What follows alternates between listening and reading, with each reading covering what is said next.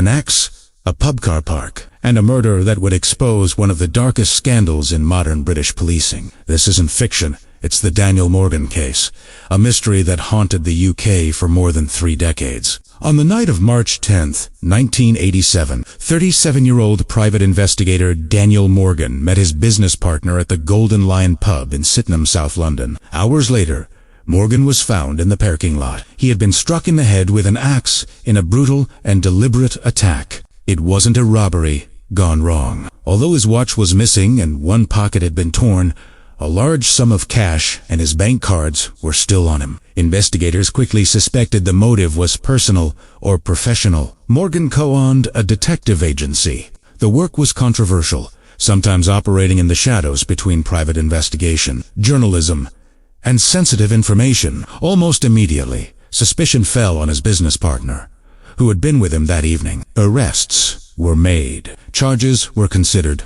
but the case collapsed. And that's when the real story began. Over the next 30 years, there would be 5 separate police investigations, countless allegations of misconduct, and repeated claims that corrupt officers had interfered with the case. Each time, hopes for justice rose and fell. In 2021, an independent panel delivered a landmark report. It concluded that the Metropolitan Police had failed repeatedly in its handling of the investigation. The panel cited institutional corruption, not necessarily because every officer was corrupt, but because the system protected itself over seeking the truth. No one has ever been convicted for Daniel Morgan's murder. Today, the case stands as one of the most troubling unsolved killings in British history, not just because of the violence, but because of what it revealed about power, accountability, and the cost of silence. More than 3 decades later, the question still lingers: who killed Daniel Morgan?